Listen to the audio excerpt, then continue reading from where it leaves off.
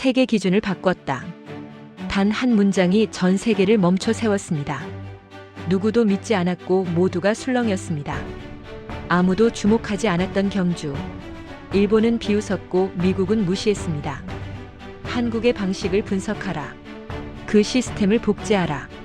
단 하루 만에 전 세계 외교 라인이 뒤집혔습니다. 도대체 경주에서 무슨 일이 벌어졌던 걸까? 왜 그 작은 도시의 회의가 세계의 기준을 뒤흔든 사건이 되었을까? 지금 그 이야기가 시작됩니다. 저는 마이클 리처드슨입니다. 올해 42살입니다. CNN 국제경제부에서 15년째 일하고 있죠. 제 일은 숫자를 읽고 패턴을 찾고 진실을 보도하는 겁니다. 감정이 아니라 데이터로 말하는 게 제 방식이었어요. 그래서 2025년 11월 경주에서 열린다는 APC 정상회의 소식을 들었을 때도 저는 냉정했습니다. 아니, 솔직히 말하면 비웃었어요. 경주라니. 서울도 아니고 지방 도시에서 세계 정상들이 모인다고요? 본사 회의실에서 지도를 펼쳐놓고 동료들과 웃었던 기억이 납니다. 한국이 또 무리하는군. 누군가 그렇게 말했고 저는 고개를 끄덕였죠. 사실 저는 한국을 잘 안다고 생각했어요. 빠르게 성장한 나라 하지만 여전히 선진국 클럽의 끝자리에 앉아있는 나라. 그게 제가 알던 한국의 전부였습니다. 출발 전날 밤 저는 로버트 헤인즈와 통화했어요. 영국 통신사 특파원이죠. 그는 신중한 사람이에요. 마이클, 한국은 예상보다 괜찮을 수도 있어.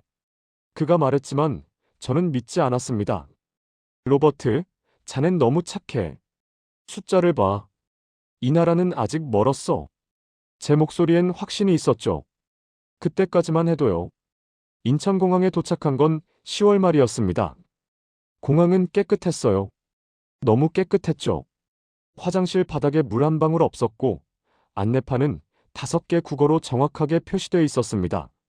하지만 그건 공항이니까 당연한 거라고 생각했어요. 문제는 경주로 가는 길이었습니다. 고속버스 안에서 저는 창밖을 보며 생각했어요. 이 나라가 정말 국제 행사를 치를 준비가 됐을까?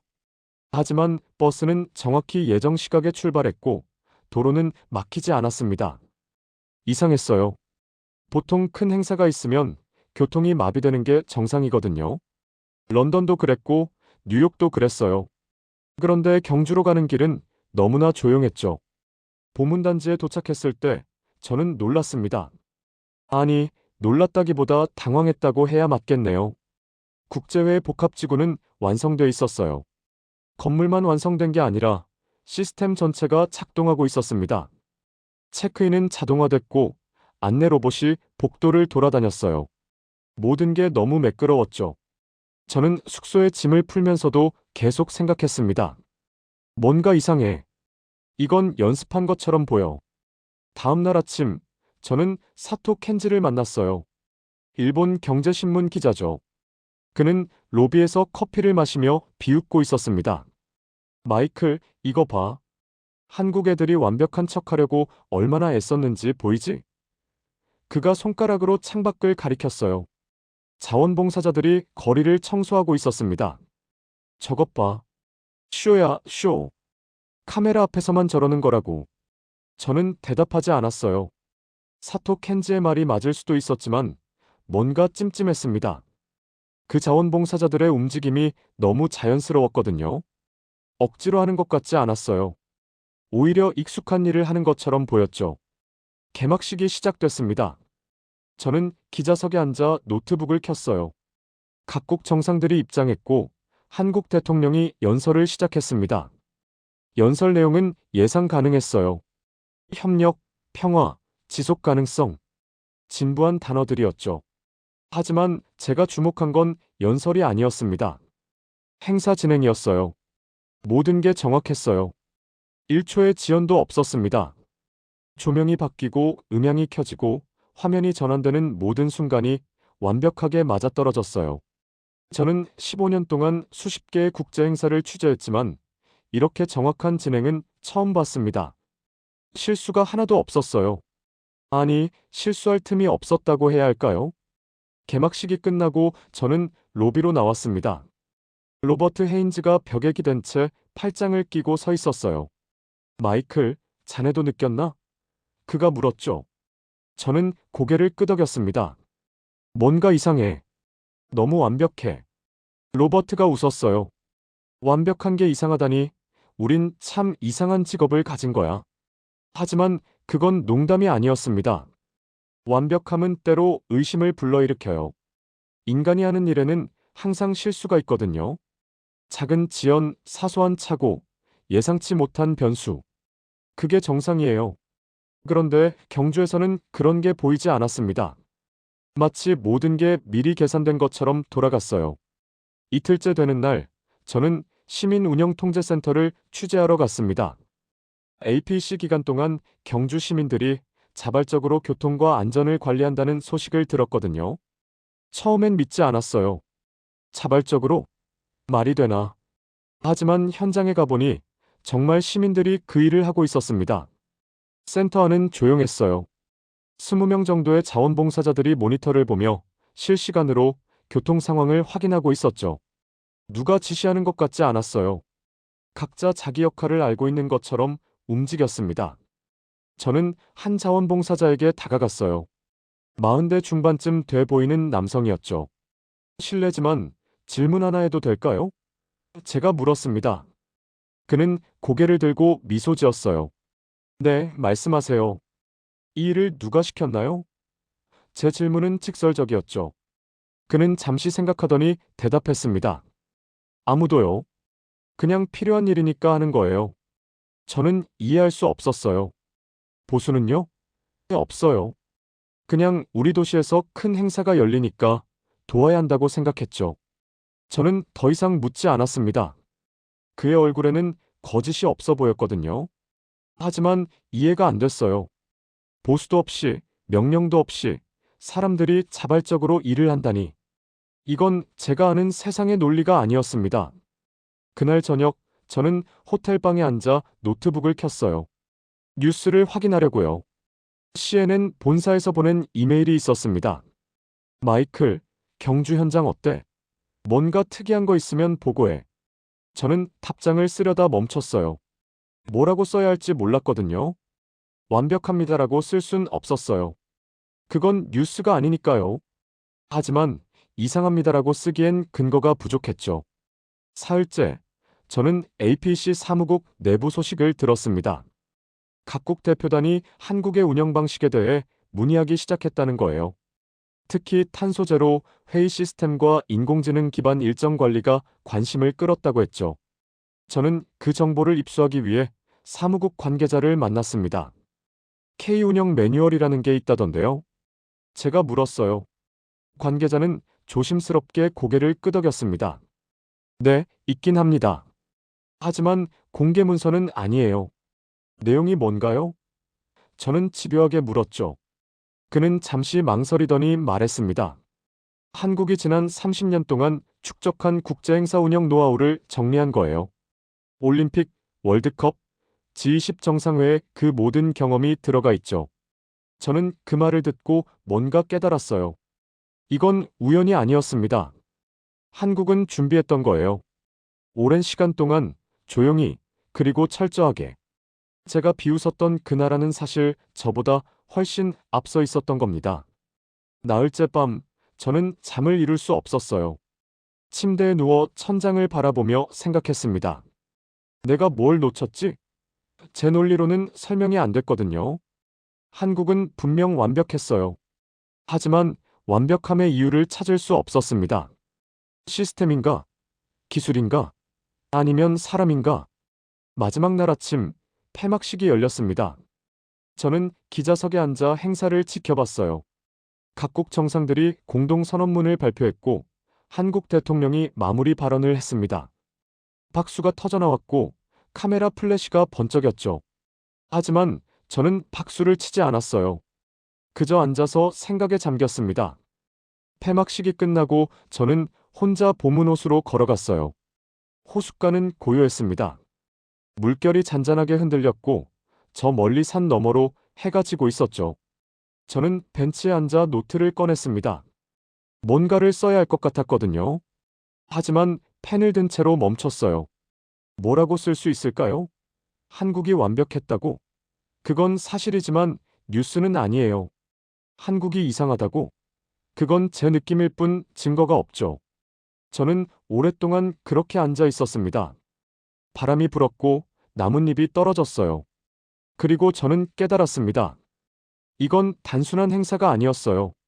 한국은 뭔가를 보여준 겁니다. 시스템을, 질서를, 그리고 가능성을. 하지만 저는 아직 그걸 설명할 수 없었어요.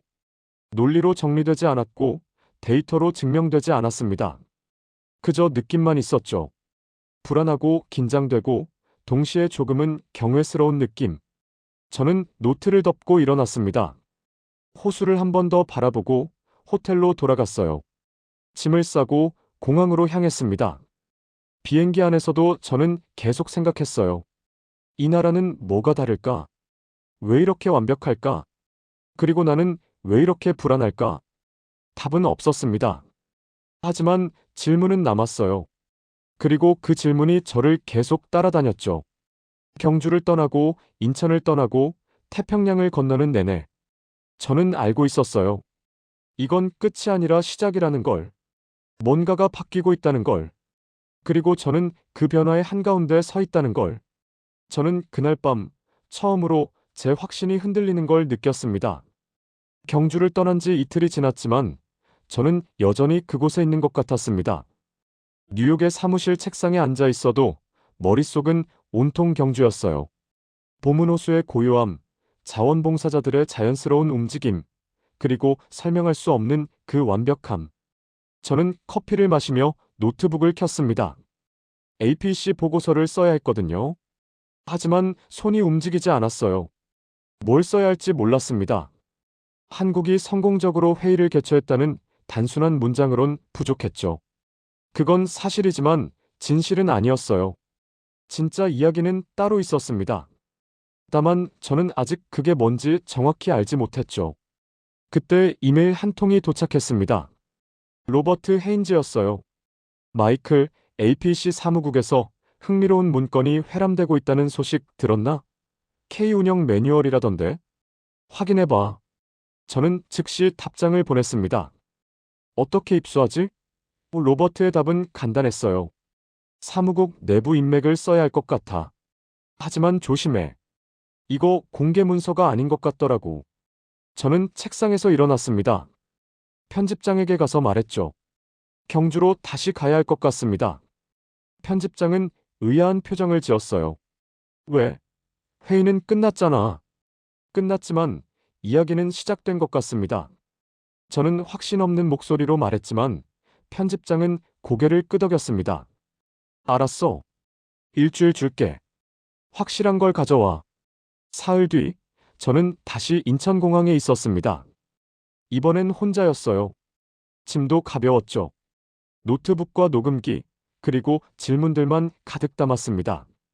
경주로 가는 길에 저는 로버트에게 전화했어요. 어떻게 됐어? 그가 물었습니다. 지금 가는 중이야. 자네도 올 수 있나? 로버트는 웃었어요. 이미 경주에 있어. 호텔에서 기다리고 있을게. 경주에 도착했을 때 거리는 조용했습니다. APC 끝난 뒤였으니까요. 관광객도 많지 않았고 자원봉사자들도 보이지 않았어요. 하지만 이상하게도 도시는 여전히 깨끗했습니다. 쓰레기 하나 없는 거리, 정돈된 버스 정류장, 질서 정연한 교통 흐름. 저는 택시 안에서 창밖을 보며 생각했죠. 행사가 끝났는데도 이래? 호텔 로비에서 로버트를 만났습니다. 그는 테이블에 앉아 서류 뭉치를 펼쳐놓고 있었어요. 마이클, 이것 좀 봐. 그가 서류를 건넸습니다. 저는 그것을 받아 읽기 시작했어요. K 운영 매뉴얼. 표지에는 한글과 영어가 함께 적혀 있었죠. 어떻게 구했어? 제가 물었습니다. 로버트가 어깨를 으쓱했어요. 사무국 직원 중 하나가 익명으로 넘겨줬어. 공식 문건은 아니지만 내부에선 이미 유통되고 있대. 저는 첫 페이지를 넘겼습니다. 목차가 나왔어요. 행사 준비 단계, 실시간 모니터링 체계, 위기 대응 프로토콜, 시민 참여 네트워크. 단어들은 평범했지만 내용은 평범하지 않았습니다. 저는 한 문장에서 멈췄어요. 시민자율 네트워크는 명령이 아닌 신뢰를 기반으로 작동한다. 저는 로버트를 쳐다봤습니다. 이게 무슨 뜻이야? 로버트가 고개를 저었어요. 나도 정확히 모르겠어. 하지만 이 매뉴얼 전체가 그런 식이야. 통제가 아니라 협력을 말하고 있어. 명령이 아니라 합의를 강조하고 있지. 저는 다시 서류를 내려다봤습니다. 숫자가 나오기 시작했어요. APC 기간 동안의 교통통제 성공률 99.8%, 응급상황 대응 시간 평균 3분, 20초, 자원봉사자 참여율 87%. 모든 수치가 비현실적으로 높았습니다. 이게 진짜야? 제가 물었어요. 로버트가 고개를 끄덕였습니다. 확인했어. APC 사무국 공식 기록이래. 조작된 것 같지 않더라고. 저는 숨을 들이켰습니다. 이건 단순한 성공이 아니었어요. 이건 거의 완벽에 가까웠죠. 하지만 완벽함은 의심을 낳았습니다. 어떻게 이게 가능해? 다음 날 아침, 저는 시민운영통제센터를 다시 찾았습니다. APC는 끝났지만 센터는 여전히 운영 중이었어요. 담당자를 만나고 싶다고 했더니 안내 직원이 저를 작은 사무실로 안내했습니다. 거기서 정수연을 만났죠. 그는 30대 중반쯤 돼 보이는 남성이었어요. 안경을 쓰고 있었고 목소리는 차분했습니다. 무엇을 도와드릴까요? 그가 물었죠. 저는 노트북을 꺼내며 말했습니다. K 운영 매뉴얼에 대해 여쭤보고 싶습니다. 시민자율 네트워크가 정확히 뭔가요? 정수연은 잠시 생각하더니 의자에 앉았어요. 앉으세요. 저도 그의 맞은편에 앉았습니다. 그가 말을 시작했어요. 네트워크라고 해서 거창한 게 아닙니다. 그냥 우리가 서로 연결돼 있다는 뜻이에요. 누가 명령하지 않아도 각자 필요한 일을 합니다. 왜냐하면 우리는 서로를 믿거든요. 저는 이해할 수 없었어요. 하지만 조직 없이 어떻게 99%의 성공률을 낼 수 있죠? 정수연이 미소 지었습니다. 조직은 있어요. 다만 위계가 없을 뿐이죠. 각자가 책임을 갖고 있고 서로가 서로를 신뢰합니다. 그게 우리 방식이에요. 저는 노트에 뭔가를 적으려다 멈췄습니다. 이건 기사로 쓸 수 있는 내용이 아니었어요. 너무 추상적이었죠. 신뢰요? 그게 시스템이 될 수 있나요? 제 목소리에는 회의가 담겨 있었습니다. 정수연은 천천히 고개를 끄덕였어요. 될 수 있어요. 사실 이미 되어 있죠.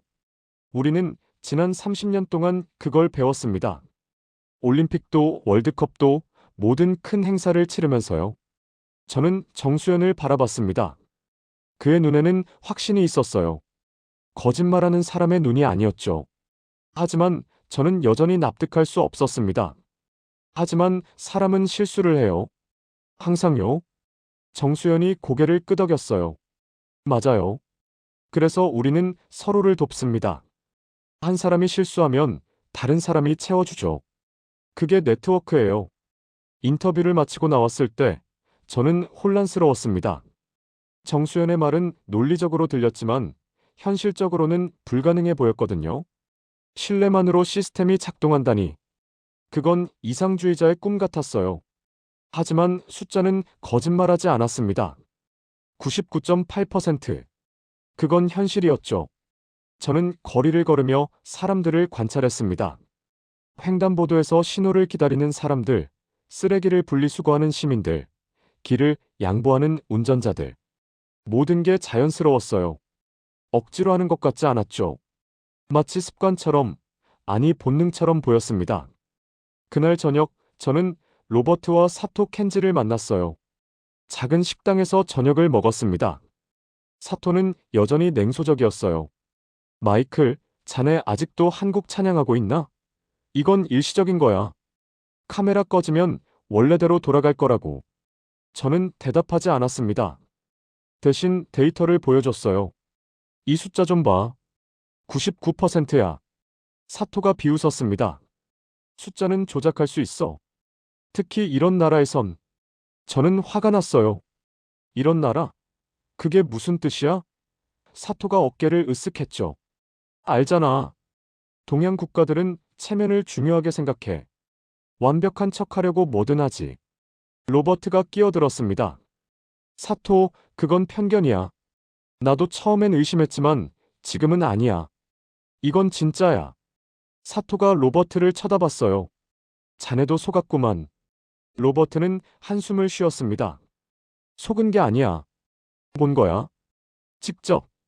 저는 두 사람의 대화를 들으며 생각했습니다. 사토의 반응이 이상했어요. 너무 강하게 부정하고 있었죠. 마치 믿고 싶지 않은 것처럼. 저는 그 심리를 이해할 수 있었습니다. 저도 처음엔 그랬으니까요. 인정하고 싶지 않았어요. 제가 알던 세계의 규칙이 흔들리는 게 두려웠거든요. 이틀 뒤, 저는 APC 폐막 이후 정리 현장을 취재했습니다. 보문단지 국제회 복합지구는 빠르게 원래 모습으로 돌아가고 있었어요. 임시 시설이 철거되고 장비가 정리되고 자원봉사자들이 마지막 청소를 하고 있었죠. 저는 그 모습을 카메라에 담았습니다. 한 자원봉사자에게 다가갔어요. 60대쯤 돼 보이는 여성이었습니다. 힘들지 않으세요? 제가 물었죠. 그분이 고개를 저었어요. 아니요. 우리 도시에서 좋은 일이 있었으니까요. 마무리도 잘해야죠. 보수는 받으시나요? 그분이 웃었습니다. 돈이다가 아니에요. 보람이 더 크죠. 저는 더 이상 묻지 않았습니다. 그분의 얼굴에서 진심을 봤거든요. 거짓이 없었어요. 계산도 없었습니다. 그냥 당연한 일을 하는 사람의 표정이었죠. 저는 카메라를 내리고 그 장면을 그냥 바라봤습니다. 뭔가가 제 안에서 무너지고 있었어요. 확신이었을까요? 아니면 편견이었을까요? 그날 밤 호텔방에서 저는 기사를 쓰기 시작했습니다. 하지만 처음 쓴 문장을 지웠어요. 다시 쓰고 또 지웠습니다. 뭘 써야 할지 알 수 없었거든요. 한국이 완벽했다? 그건 사실이지만 충분하지 않았어요. 한국이 특별하다? 그건 맞지만 설명이 안 됐죠. 저는 창밖을 내다봤습니다. 경주의 밤은 고요했어요. 가로등 불빛 아래 거리는 깨끗했고 차들은 질서 있게 움직였습니다. 모든 게 평화로웠죠. 하지만 제 안은 평화롭지 않았습니다. 혼란스러웠어요. 데이터는 분명했지만 이해는 안 됐습니다. 현장은 진실했지만 믿기지 않았어요. 마지막 날 아침, 저는 정수연에게 다시 전화했습니다. 한 가지만 더 물어봐도 될까요? 네, 말씀하세요. 한국은 왜 이렇게 됐나요? 뭐가 달랐나요? 정수연은 잠시 침묵했습니다. 그리고 조용히 말했어요. 우리는 서로를 믿는 법을 배웠을 뿐입니다. 그게 전부예요. 저는 전화를 끊고 가만히 앉아 있었습니다. 그게 전부라니. 너무 단순했어요. 하지만 동시에 너무 어려웠죠. 신뢰. 그 한 단어가 모든 걸 설명하는 것 같았지만 동시에 아무것도 설명하지 못하는 것 같았습니다. 공항으로 가는 길에 저는 차창 밖을 봤습니다. 경주는 여전히 아름다웠어요. 고즈넉한 도시, 친절한 사람들, 질서 있는 거리. 저는 이 모든 게 우연이 아니라는 걸 알았습니다. 시스템이었어요. 하지만 제가 아는 시스템과는 달랐죠. 명령이 없었고 강제가 없었습니다. 그저 신뢰가 있었어요. 비행기 안에서 저는 노트를 펼쳤습니다. 그리고 한 문장을 썼어요. 이건 효율의 문제가 아니었다. 그리고 멈췄습니다. 다음 문장이 나오지 않았거든요. 저는 펜을 놓고 눈을 감았습니다. 머릿속에 정수연의 말이 떠올랐어요. 우리는 서로를 믿는 법을 배웠을 뿐입니다. 저는 그것을 이해하지 못했습니다. 논리로 설명할 수 없었어요. 하지만 분명히 느꼈죠. 한국에는 뭔가가 있었어요. 보이지 않지만 작동하는 것. 명령하지 않지만 움직이는 것. 그것이 무엇인지 저는 정확히 알지 못했습니다. 다만 그것이 신뢰라는 이름을 갖고 있다는 것. 그리고 그것이 제가 생각했던 것보다 훨씬 강력하다는 것만 알았죠. 저는 그날 완벽을 설명할 언어를 잃었습니다. 뉴욕으로 돌아온 지 사흘째 되는 날, 저는 사무실에서 이상한 이메일을 받았습니다. 발신자는 국무부 동아시아 담당 부서였어요. 제목은 간단했죠. K운영 매뉴얼 관련 문의. 저는 이메일을 열었습니다. 내용은 더 간단했어요. 귀하가 경주에서 취재한 한국의 운영 체계에 대해 브리핑을 요청합니다. 저는 화면을 멍하니 바라봤습니다. 국무부가 왜 저한테 연락을 했을까요? 저는 편집장에게 달려갔어요. 이거 봐요. 국무부에서 연락 왔어요. 편집장이 이메일을 읽더니 고개를 끄덕였습니다. 봐. 그리고 뭔가 확실한 걸 알아내. 한국이 지금 화제야. 다들 코리아 스탠더드에 대해 얘기하고 있어. 코리아 스탠더드. 저는 그 단어를 처음 들었어요. 그게 뭔데요? 편집장이 모니터를 돌렸습니다. 화면에는 외신 보도들이 떠 있었어요. 로이터, 블룸버그, 파이낸셜 타임스. 모두 한국의 APC 운영 방식을 다루고 있었죠. 한국이 새로운 기준을 만들었다는 얘기야. 효율성과 시민 참여를 동시에 달성한 모델이라고 하더군. 저는 기사를 읽기 시작했습니다. 숫자들이 나왔어요. 99.8%의 교통통제율, 제로에 가까운 안전 사고율, 87%의 시민 참여율. 제가 봤던 그 숫자들이 이제 세계 언론의 헤드라인이 되어 있었습니다. 저는 의자에 앉았어요. 뭔가 거대한 것이 움직이고 있었죠. 이틀 뒤, 저는 다시 한국행 비행기에 올랐습니다. 이번엔 목적이 분명했어요. 코리아 스탠다드의 실체를 규명하는 것. 그것이 진짜인지 아니면 포장된 쇼인지 확인하는 거였죠. 기내에서 저는 로버트에게 문자를 보냈어요. 서울로 가. 만나서 얘기하자. 로버트의 답장은 빨랐습니다. 이미 가고 있어. 내일 명동에서 보자. 서울은 경주와 달랐습니다. 더 크고 더 빠르고 더 복잡했어요. 하지만 이상하게도 질서는 같았습니다. 지하철은 정확했고 거리는 깨끗했으며 사람들은 차분했어요. 저는 호텔에 짐을 풀고 로버트를 만나러 갔습니다. 명동의 작은 카페에서 로버트가 기다리고 있었어요. 그의 얼굴은 피곤해 보였지만 눈은 밝았습니다. 마이클, 자네도 느꼈지? 뭔가 바뀌고 있어. 저는 고개를 끄덕였어요. 그래서 왔어. 확실하게 알고 싶어서. 로버트가 노트북을 펼쳤습니다. 나도 그래서 계속 여기 있는 거야. 봐봐. 이게 내가 모은 자료야. 화면에는 그래프와 표가 가득했습니다. 한국의 국제행사 운영 성공률, 시민 참여 프로그램 효과, AI 시스템 도입 사례. 로버트가 설명했어요. 한국은 30년 동안 준비했어. 올림픽부터 시작해서 월드컵, G20, 그리고 이번 APC까지. 모든 경험을 축적하고 시스템화했어. 이건 우연이 아니야. 저는 자료를 보며 생각했습니다. 30년. 그건 짧지 않은 시간이었어요. 한 세대가 지나가는 시간이죠. 그동안 한국은 조용히 준비하고 있었던 겁니다. 누가 알아주지 않아도, 칭찬하지 않아도. 저는 가슴이 먹먹해졌어요. 제가 비웃었던 그 나라는 저보다 훨씬 멀리 보고 있었던 거였죠. 다음 날, 저는 경주로 다시 내려갔습니다. 정수연과 약속이 있었거든요. 그는 APC 운영 데이터 센터를 보여주겠다고 했어요. 저는 기대 반 긴장 반으로 센터에 도착했습니다. 건물은 생각보다 작았어요. 하지만 안으로 들어가자 놀랐죠. 벽면 전체가 스크린이었습니다. 실시간으로 경주 시내의 교통, 인구 밀집도, 응급 상황이 표시되고 있었어요. 중앙에는 서버들이 조용히 돌아가고 있었죠. 정수연이 제 옆에 섰습니다. 이게 우리 시스템이에요. AI와 시민이 함께 작동하는 네트워크죠. 저는 스크린을 보며 물었습니다. AI가 모든 걸 통제하나요? 정수연이 고개를 저었어요. 아니요.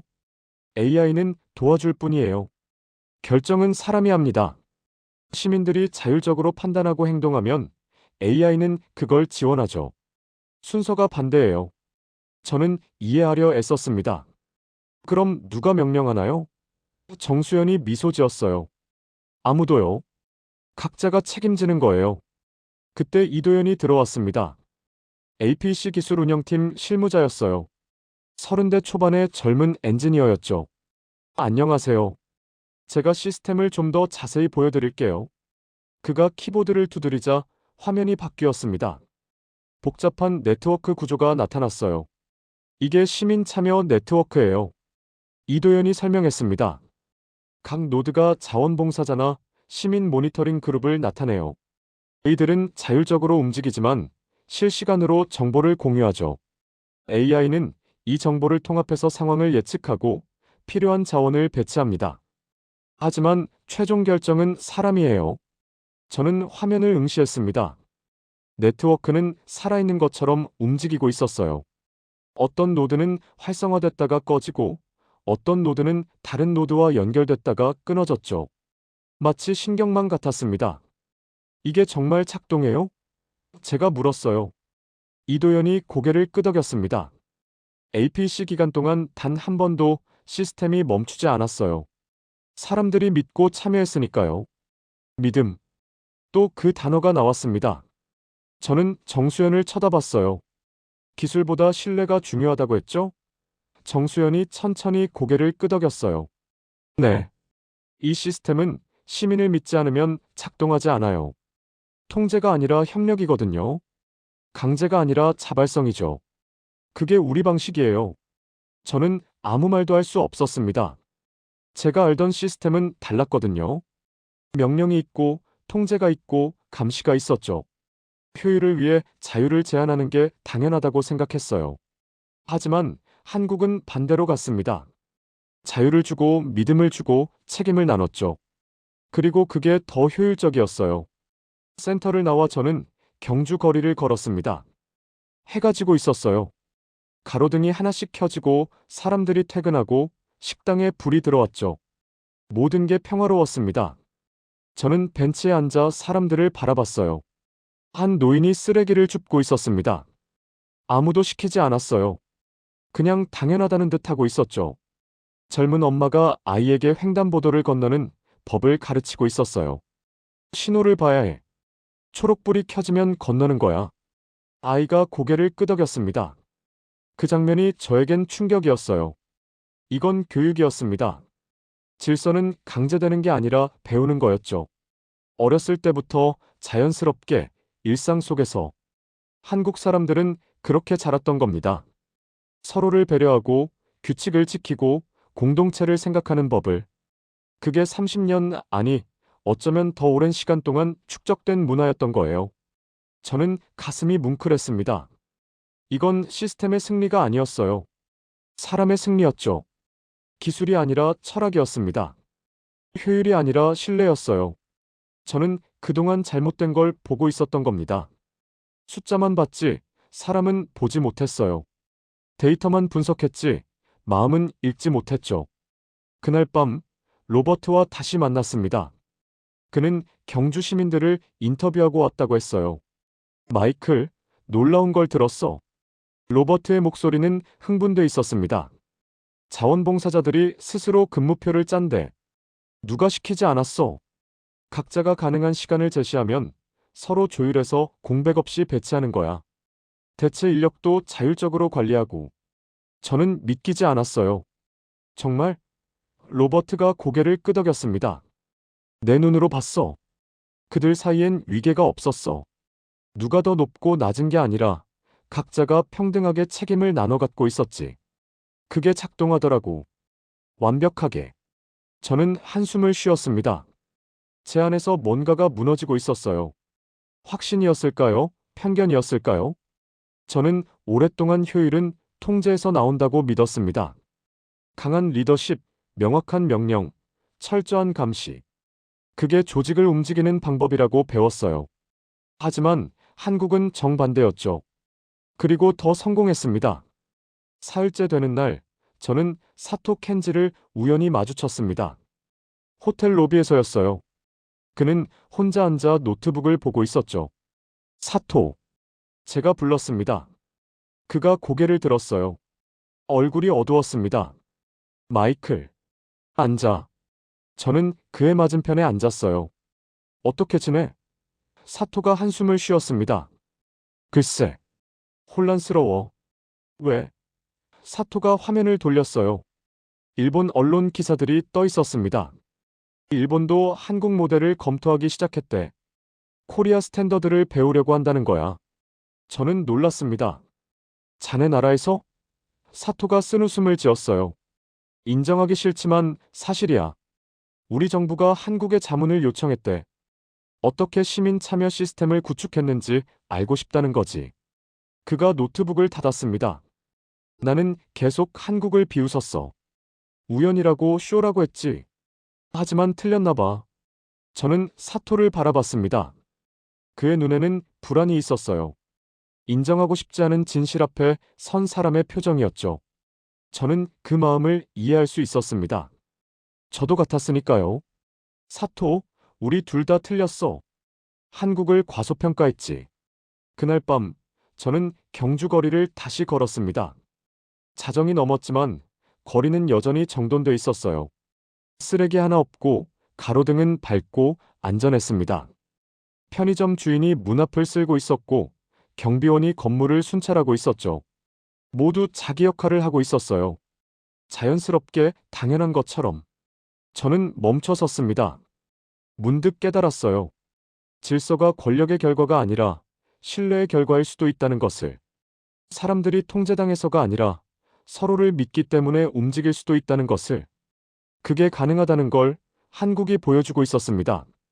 저는 하늘을 올려다봤어요. 별이 보였습니다.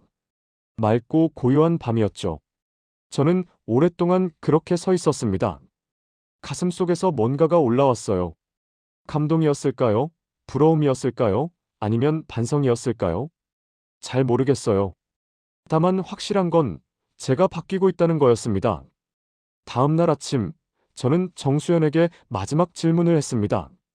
한국은 어떻게 이렇게 됐나요? 진짜 이유가 뭔가요? 정수연은 창밖을 바라보며 말했어요. 우리는 어려운 시간을 겪었어요. 전쟁도 있었고 가난도 있었죠. 그런 시간 속에서 깨달았어요. 혼자서는 살 수 없다는 걸. 서로 의지해야 한다는 걸. 그래서 신뢰를 배웠습니다. 천천히 하지만 확실하게. 저는 그 말을 듣고 아무 말도 할 수 없었습니다. 목이 메었거든요. 한국의 질서는 우연이 아니었어요. 고통 속에서 배운 지혜였죠. 어려움을 함께 이겨내며 쌓아온 신뢰였습니다. 그게 시스템이 되고 문화가 되고 철학이 된 거였어요. 공항으로 가는 차 안에서 저는 노트를 펼쳤습니다. 그리고 한 문장을 썼어요. 나는 지금까지 효율이 진보라고 믿었다. 그리고 잠시 멈췄죠. 다음 문장이 천천히 나왔습니다. 하지만 이곳에서 본 것은 서로를 믿는 마음이 만들어낸 질서였다. 저는 펜을 놓고 창밖을 봤습니다. 경주가 멀어지고 있었어요. 아름다운 도시, 따뜻한 사람들, 그리고 제가 이해하기 시작한 철학. 저는 알고 있었습니다. 이 여행이 저를 바꿔놓았다는 것을, 그리고 세상도 곧 바뀔 거라는 것을. 저는 그날 믿음이 시스템을 움직인다는 것을 배웠습니다. 그 믿음이 시스템을 움직이고 있었습니다. 저는 그것을 이해하기 시작했어요. 하지만 이해한다는 것과 받아들인다는 것은 달랐습니다. 뉴욕으로 돌아온 지 일주일이 지났지만 저는 여전히 경주에 있는 것 같았어요. 책상에 앉아 있어도 머릿속은 온통 한국이었습니다. 12월 초 서울에서 긴급 기자회견이 열렸습니다. 한국 정부와 APC 사무국 공동 주최였어요. 저는 다시 비행기에 올랐습니다. 이번이 마지막이 될 거라는 예감이 들었죠. 서울 프레스센터는 세계 각국의 기자들로 가득 차 있었어요. 저는 뒷좌석에 앉아 주변을 둘러봤습니다. 로버트 헤인즈가 보였고 사토 켄지도 보였어요. 모두의 얼굴이 긴장해 있었습니다. 회견이 시작됐습니다. APC 사무총장이 단상에 올랐어요. 그의 첫 마디는 간결했습니다. K 운영 매뉴얼이 국제 표준화 협약 초안에 등재되었다고요. 회견장이 술렁였습니다. 저는 숨을 멈췄어요. 초안이 아니라 현실이 되고 있었습니다. 사무총장이 계속 말했습니다. 미국과 일본을 포함한 12개국이 한국식 회의 운영 시스템 도입을 검토 중이라고요. 유럽연합 또한 시민 참여 네트워크 모델을 연구하고 있다고 했습니다. 그의 말은 차분했지만 무게가 있었어요. 세계가 한국을 기준으로 삼기 시작했다는 것. 그것은 단순한 벤치마킹이 아니었습니다. 철학의 전환이었어요. 저는 가슴이 두근거렸습니다. 충격이 아니라 감동이었죠. 제가 경주에서 봤던 그 모든 것들이 이제 세계의 언어가 되고 있었습니다. 신뢰, 자율, 협력. 그 단어들이 이제 국제 문서에 기록되고 있었어요. 회견이 끝나고 저는 로비로 나왔습니다. 로버트 헤인즈가 저를 불렀어요. 마이클 봤나? 그가 말했습니다. 기준이 바뀌었어. 저는 고개를 끄덕였어요. 그래, 바뀌었어. 로버트의 눈빛이 달라져 있었습니다. 처음 경주에서 만났을 때의 그 조심스러운 회의감은 사라지고 확신이 자리 잡고 있었어요. 우린 역사적인 순간을 목격하고 있는 거야. 로버트가 말했습니다.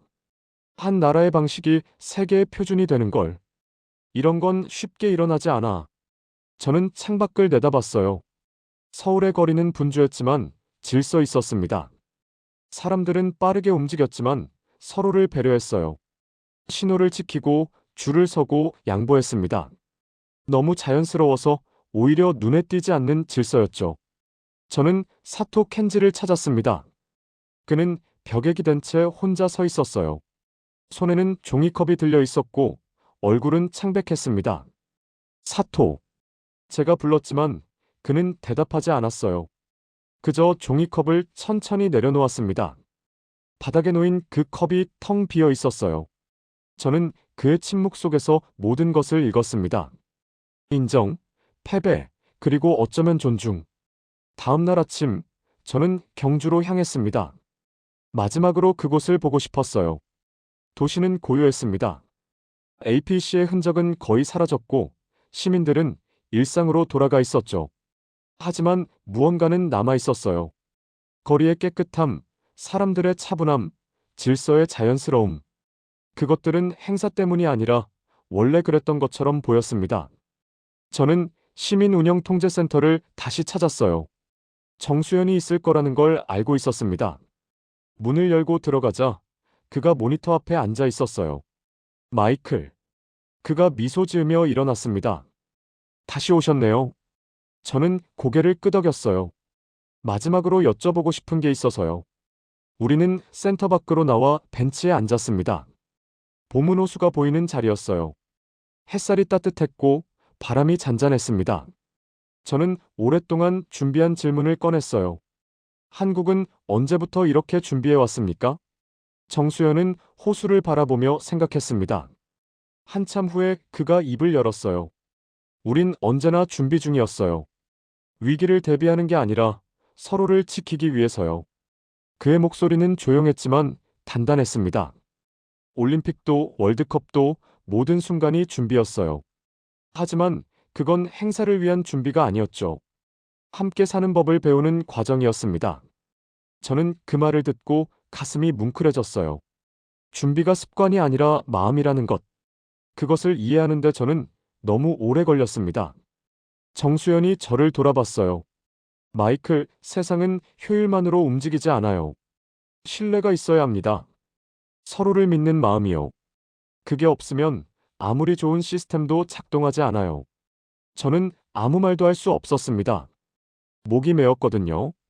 지난 몇 주 동안 제가 봤던 모든 것들이 하나의 의미로 모아지고 있었어요. 자원봉사자들의 자연스러운 움직임, 시민들의 질서 있는 행동, 아이에게 신호를 가르치던 엄마, 쓰레기를 줍던 노인, 모두가 서로를 믿고 있었던 겁니다. 그 믿음이 시스템을 만들고 질서를 낳고 기적을 이뤘던 거예요. 저는 정수연에게 말했습니다. 저는 처음에 한국을 믿지 않았어요. 완벽함이 의심스러웠고 질서가 거짓처럼 보였죠. 하지만 이제 압니다. 제가 틀렸다는 걸. 정수연이 고개를 저었어요. 틀린 게 아니에요. 몰랐을 뿐이죠. 이제 아시잖아요. 저는 호수를 바라봤습니다. 물결이 잔잔하게 흔들리고 있었어요. 저 멀리 산 너머로 구름이 천천히 흘러갔습니다. 모든 게 평화로웠어요. 저는 그 순간 제 안에 있던 마지막 의심이 완전히 사라지는 것을 느꼈습니다. 한국은 진짜였어요. 가짜가 아니라 쇼가 아니라 진심이었습니다. 서울로 돌아오는 기차 안에서 저는 노트북을 열었습니다. CNN 특집 기사를 써야 했어요. 커서가 깜빡이고 있었습니다. 저는 천천히 제목을 입력했어요. 더 코리어 스탠더드, 웬 트러스트 비컴즈 파워. 손가락이 움직이기 시작했습니다. 문장들이 흘러나왔어요. 제가 봤던 것들, 느꼈던 것들, 깨달았던 것들. 모든 것이 글이 되었습니다. 저는 쉬지 않고 썼어요. 역대 가장 빠르게 완성된 기사였습니다. 왜냐하면 모든 것이 이미 제 안에 있었거든요. 기사의 마지막 문단을 쓸 때 저는 잠시 멈췄습니다. 뭐라고 끝내야 할까요? 저는 창밖을 봤어요. 기차는 빠르게 달리고 있었고 풍경이 흘러갔습니다. 도시와 들판, 산과 강, 한국의 땅이 펼쳐져 있었어요. 저는 다시 키보드로 돌아왔습니다. 그리고 마지막 문장을 썼어요. 한국은 우리에게 증명했다. 신뢰가 권력이 될 수 있다는 것을, 사람이 시스템을 움직일 수 있다는 것을, 그리고 질서는 강제가 아니라 존중에서 나온다는 것을. 세계는 이제 새로운 기준을 갖게 되었다. 기사를 전송하고 저는 노트북을 닫았습니다. 가슴이 벅찼어요. 이건 단순한 보도가 아니었습니다. 증언이었죠. 저는 목격자였고 이제 전달자가 되었습니다. 한국이 만들어낸 이 놀라운 변화를 세계에 알리는 사람. 뉴욕으로 돌아온 지 일주일 뒤 제 기사가 CNN 메인에 올라갔습니다. 반응은 폭발적이었어요. 댓글이 수천 개 달렸고 공유가 이어졌습니다. 다른 언론사들도 후속 보도를 시작했어요. 로이터는 코리아 스탠더드의 경제적 효과를 분석했고 블룸버그는 시민 참여 시스템의 구조를 파헤쳤습니다. 가디언은 신뢰 기반 사회의 철학을 조명했어요. 세계가 한국을 보기 시작했습니다. 더 이상 빠르게 성장한 나라가 아니라 새로운 길을 보여주는 나라로, 효율과 인간성을 동시에 달성한 나라로. 그것은 기적처럼 보였지만 기적이 아니었어요. 30년의 준비와 신뢰의 축적이었습니다. 편집장이 저를 불렀습니다. 마이클, 대단한 기사였어. 그가 말했어요. 하지만 난 궁금해. 자네 정말 변한 거야? 처음 경주 간다고 했을 때 자넨 코웃음 쳤잖아. 저는 미소 지었습니다. 변했어요. 아니, 배웠다고 해야 맞겠네요. 세상을 보는 법을요. 그날 밤 저는 집에 돌아와 창가에 섰습니다. 뉴욕의 야경이 펼쳐져 있었어요. 수많은 불빛, 끝없는 소음, 빠른 움직임. 이 도시도 질서가 있었지만 한국과는 달랐습니다. 여기선 규칙이 사람을 통제했지만 한국에선 사람이 규칙을 만들었어요. 여기선 법이 질서를 강제했지만 한국에선 신뢰가 질서를 낳았습니다. 저는 손에 든 커피를 한 모금 마셨어요. 따뜻했습니다. 저는 생각했어요. 언젠가 이 도시도 배울 수 있을까? 서로를 믿는 법을, 함께 움직이는 법을, 한국이 보여준 그 길을. 몇 달 뒤 국제회의 운영 표준안이 정식 발표되었습니다. K 운영 매뉴얼을 기반으로 한 새로운 가이드라인이었어요. 시민 참여, 신뢰 기반 협력, 자율적 네트워크. 한국의 단어들이 세계의 언어가 되었습니다. 로버트가 이메일을 보냈어요. 마이클, 우리가 목격한 게 역사가 됐어. 저는 답장을 보냈습니다. 우린 운이 좋았어. 그 순간에 거기 있었으니까. 저는 지금도 가끔 그 시간을 떠올립니다. 경주의 고요한 거리, 자원봉사자들의 자연스러운 미소, 정수연의 차분한 목소리, 봄은호수의 잔잔한 물결. 그 모든 것이 저를 바꿔놓았어요. 나는 이제 압니다. 이 나라는 기술로 움직이지 않습니다. 신뢰가 사람을, 사람이 세계를 움직입니다. 효율은 결과였고 원인은 마음이었어요. 시스템은 도구였고 본질은 존중이었습니다. 저는 기자로 경주에 갔다가 다른 사람이 되어 돌아왔습니다. 세상을 보는 눈이 바뀌었고 사람을 대하는 태도가 달라졌어요. 저는 배웠습니다. 완벽함은 통제에서 오는 게 아니라 신뢰에서 온다는 것을. 그리고 이제 세계가 배우고 있습니다. 한국이 보여준 그 길을. 조용하지만 확실하게. 느리지만 단단하게. 한국은 세계의 기준이 되었습니다.